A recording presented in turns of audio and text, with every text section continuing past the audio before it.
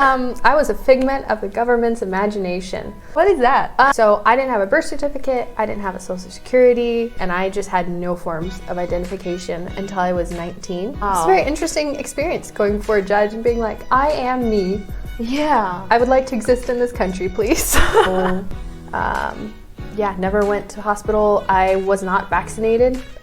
The main point is not to get vaccine or not. It's really, why do you get vaccine, right? Do you have fear, or do you really think it's, helpful? Or so the reason why I invited her here is because I feel her story, her life is really special, very, very unique. So I want her to share some of her life stories, and hopefully her story will inspire you and many others. Hello， 大家好，欢迎来到10万个为什么。今天我邀请到我的一个朋友 Sara. Sara is one of my friends at YWMKC. So she's also a missionary. Yeah, so Sara, I heard that for 19 years, like the first 19 years of your life, you didn't exist in America. What does it mean?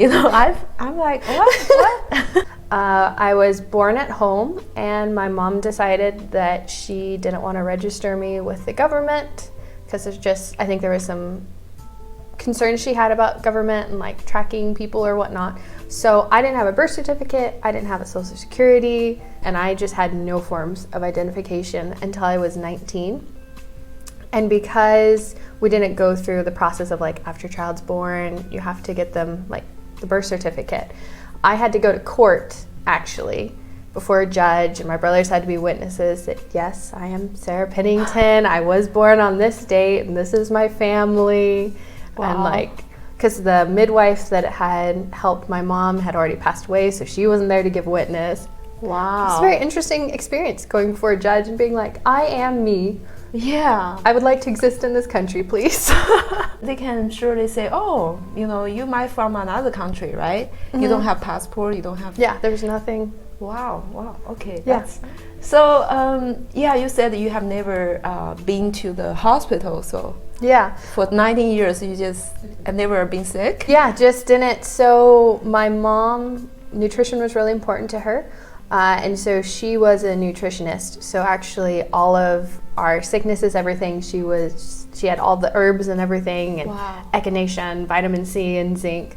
So never went to hospital. I was not vaccinated. The only vaccine I've had was my tetanus when I was like 1. Haven't had any other vaccines since then.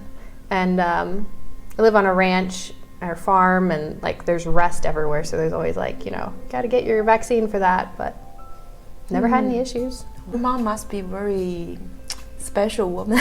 Yes. So she must have a lot of faith, right? Because as I grew up, vaccine, it's very normal. Like you have a baby and you need to get all the vaccine. vaccines. And if you don't, parents would think, oh, that's really dangerous for the baby. The baby will be die. Actually, you are our testimony for that. There you it's go. like I'm actually alive. Yes.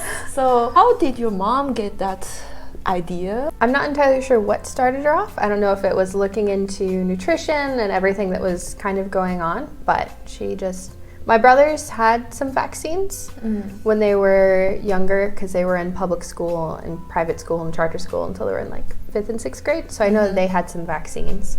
But then with me, she just decided not because to do. Her face has grown. Yeah. She's like, all right, Jesus, like you're in control, whatever you want to do. And yeah, the vaccine was interesting. And then, side note, having to do with the vaccines, one of my brothers went on a mission trip to Peru when he was 16, and they required him to get certain vaccines. And it caused horrible allergies. My brother had like no allergies up to that point, and then the vaccines that were needed to go overseas was like this instant, and he's still dealing with it to this day of just like repercussions from the vaccines. So I'm like, I don't know if my family is just sensitive to vaccines or whatnot, but your body is too organic. something's going. The COVID vaccine coming up, like that's a huge topic. Yeah. My mom is very much against it, of like, don't ever do it. And so as a missionary, like we have to be able to travel to countries, Yeah. and so many countries have closed down. And so going through a prayer process of the Lord of like, you know, Jesus called me to missions to be able to do missions. They're requiring the vaccine, and like, what do you want me to do? Like, do I get the vaccine? Do I not get the vaccine? There's so many perspectives on it.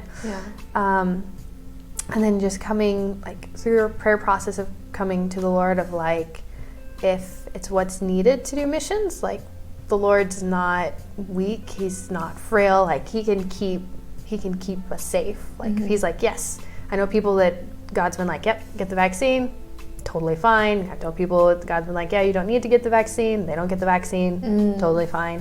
So I think it's just walking in obedience of what the Lord tells you at the time. So it's like, I'm planning on going to Europe to work with one of our teams there later this year, and I'm like, if they don't lift the bans, I'm going to get the vaccine. But I'm not fearful of it. I don't let it, getting it or not getting it, control my life. Because it's like, Jesus controls my life. Amen. Whatever happens, he's got it under control. That's a very good thinking, you know, when you make this decision. It's the main point is not to get vaccine or not. It's really, why do you get vaccine, right? Do you have fear, or do you really think it's, you know, helpful or something? I just feel many people, they take vaccine because other people take vaccine and they don't know why, and they just follow, you know, follow whatever the government or if people say, and they have fear. If I don't do this, maybe I'm not normal, right?